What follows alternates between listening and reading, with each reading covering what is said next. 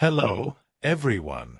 Today, I'm going to tell you the incredible story of a queen who changed the fate of her entire people. This is the story of Esther, a biblical character whose courage, faith, and wisdom transformed her life and the lives of many others. You might think you already know this story, but get ready to discover fascinating and surprising details you might have never heard before. So, get comfortable, and let's dive together into the amazing journey of Queen Esther. Once upon a time, in the ancient kingdom of Persia, there was a powerful king named Xerxes. He lived in a magnificent palace in the capital city called Susa. King Xerxes was famous for throwing incredible parties, with lots of delicious food and fun. One day, King Xerxes decided to host a giant feast to show everyone how splendid his kingdom was. The party lasted for many days, with endless food and wine, and lots of fun activities to entertain the king and his guests. On the last day of the feast, King Xerxes asked his queen, Vashti, to come to him wearing her sparkling crown so that everyone could see how beautiful she was. But Queen Vashti said no to the king's request, and this made King Xerxes very angry. He was so upset that he decided to talk to his advisors. They told the king that he should banish Queen Vashti from the palace and find a new queen. So, King Xerxes needed to find a new queen. He made an announcement throughout the kingdom, inviting the most beautiful young women to come to the palace. One of these young women was Esther, a Jewish girl who had been raised by her cousin Mordecai. Esther was very beautiful and kind. When she arrived at the palace, she met Haggai, the man in charge of the king's women, who liked her a lot. Haggai gave Esther the best cosmetics and food, and even 7 maids from the palace to take care of her. Mordecai told Esther to keep her Jewish heritage a secret, and she obeyed. The young women underwent a year of beauty treatments before being presented to the king. When it was Esther's turn, she asked for only what Haggai suggested, showing how humble and wise she was. When King Xerxes saw Esther, he was captivated by her beauty and chose her to be his queen, unaware that she was Jewish. To celebrate, the king threw a grand feast in Esther's honor and declared a holiday throughout the empire. Meanwhile, Mordecai, who worked at the palace gate, uncovered a plot to assassinate the king. He informed Esther, who told the king, and the conspirators were arrested and hanged.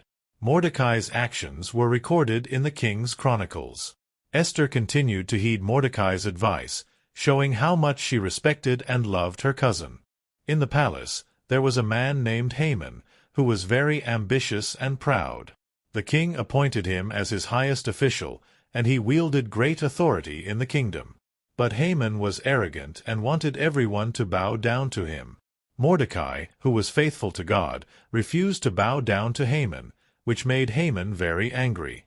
He planned to not only seek revenge on Mordecai but on the entire Jewish people in the empire. Haman went to King Xerxes with his evil plan and said, "There is a people scattered throughout your kingdom who do not obey your laws. I don't think we should tolerate them. If it pleases you, issue a decree to destroy them." The king. So, Haman convinced King Xerxes to do something terrible. Unaware that he was condemning innocent people, the king agreed to Haman's plan. They sent letters throughout the empire, stating that on a specific day, all Jews were to be destroyed. The news spread quickly, and the Jews were very scared and sad. Mordecai, Esther's cousin, tore his clothes in mourning and walked through the city crying out in despair. The Jews fasted and wept, pleading for help and mercy from God. It seemed that Haman's plan was working, but God was already secretly working to protect his people. Queen Esther, who was now the queen of Persia, heard about Mordecai's despair. She sent new clothes to him, but Mordecai refused them. Instead, he sent a message to Esther, asking her to go to the king and plead for the lives of her people. Mordecai told her, "Do not think that just because you are in the palace, you will escape. If you remain silent now, the Jews will be saved in another way, but you and your family will not be spared. Who knows if you have come to the position of queen for such a time as this?" Esther was afraid, knowing it was risky. Esther knew that approaching the king without being summoned was dangerous, but Mordecai's words encouraged her to act. She said, Gather all the Jews in Susa and fast for me. Do not eat or drink for 3 days and nights. My attendants and I will fast too. After that, I will go to the king, even though it is against the law. If I perish, I perish." On the 3rd day, Esther put on her royal robes and stood in the inner court of the palace, facing the king's hall. The king was sitting on his royal throne, looking toward the entrance. When he saw Queen Esther standing there, he was pleased and extended to her the golden scepter that was in his hand. Esther approached and touched the tip of the scepter. The king asked, "What is it, Queen Esther? What is your request?" "Even up to half the kingdom, it will be given to you," Esther replied. "If it pleases the king, let the king and Haman come today to a banquet I have prepared for him." The king said, "Bring Haman at once, so that we may do what Esther asks." So the king and Haman went to Esther's banquet. As they were drinking wine, the king asked again, "What is your petition?" "It will be given to you." "And what is your request?" "Even up to half the kingdom, it will be granted." Esther answered, "If it pleases the king and he regards me with favor, if he thinks it is right, let him come with Haman to the banquet I will prepare for them tomorrow. Then I will answer the king's question." That day Haman left the banquet in high spirits. But when he saw Mordecai at the king's gate and noticed that he neither rose nor showed fear in his presence, Haman was filled with rage. Yet Haman controlled himself and went home. He called together his friends and Zeresh, his wife, and boasted to them about his vast wealth, his many sons, and all the ways the king had honored him and elevated him above the other nobles and officials. And he added, "And that's not all." Haman was overjoyed because Queen Esther had invited him to a banquet with the king. But he said, "I cannot be satisfied as long as I see that Jew Mordecai sitting at the king's gate." Haman's wife Zeresh and his friends suggested, "Build a gallows 75 feet high and ask the king tomorrow to hang Mordecai on it. Then go with the king to the banquet and enjoy yourself." Haman loved the idea and had the gallows built that very night. Meanwhile, the king could not sleep and ordered the book of the Chronicles, the record of his reign, to be brought and read to him. They read about how Mordecai had exposed a plot to assassinate the king by 2 of his officers. The king asked, "What honor and recognition has Mordecai received for this?" His attendants answered, "Nothing has been done for him." The king then asked, "Who is in the court?" Now Haman had just entered the outer court of the palace to speak to the king about impaling Mordecai on the pole he had set up for him. His attendants answered, "Haman is standing in the court." And the king said, "Bring him in." When Haman entered, the king asked him, "What should be done for the man the king delights to honor?" Now Haman thought to himself, "Who is there that the king would rather honor than me?" So he answered the king, "For the man the king delights to honor, have them bring a royal robe the king has worn and a horse the king has ridden, one with a royal crest placed on its head. Then let the robe and horse be entrusted to one of the king's most noble princes. Let them robe the man the king delights to honor, and lead him on the horse through the city streets, proclaiming before him, 'This is what is done for the man the king delights to honor.'" The king said, "Go at once and do just as you suggested for Mordecai the Jew who sits at the king's gate. Do not neglect anything you have recommended." So Haman took the robe and the horse, robed Mordecai, and led him on horseback through the city streets, proclaiming, "This is what is done for the man the king delights to honor."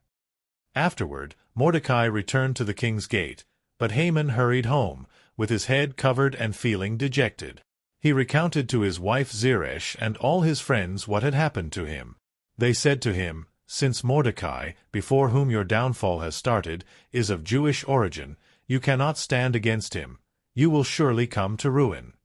While they were still talking with him, the king's eunuchs arrived and hurried Haman off to the banquet that Esther had prepared. So the king and Haman went to Queen Esther's banquet. While drinking wine on the 2nd day, the king again asked Queen Esther, "What is your petition?" "It will be given you." "What is your request?" "Even up to half the kingdom, it will be fulfilled."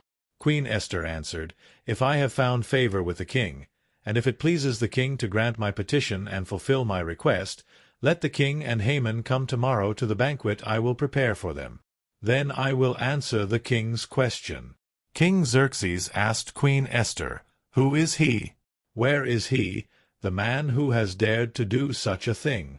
Esther said, "The adversary and enemy is this vile Haman." Haman was terrified before the king and queen. The king, enraged, got up and left his wine and went out into the palace garden. Haman, realizing that the king had already decided his fate, stayed behind to beg Queen Esther for his life.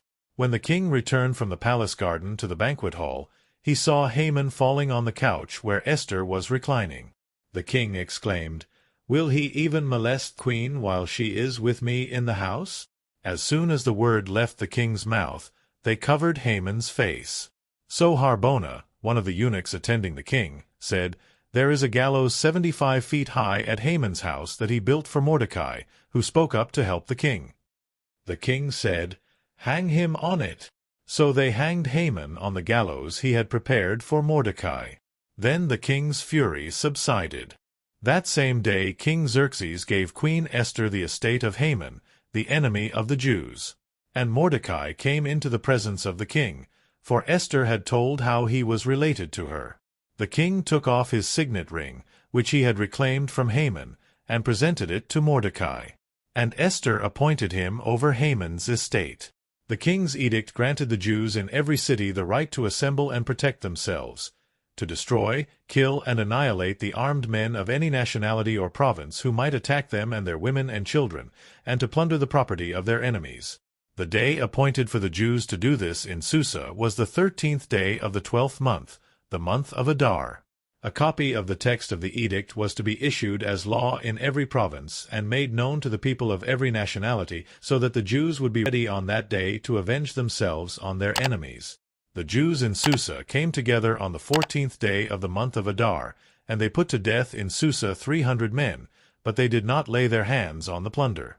The other Jews in the royal provinces also assembled to defend themselves and get relief from their enemies. They killed 75,000 of them, but did not lay their hands on the plunder.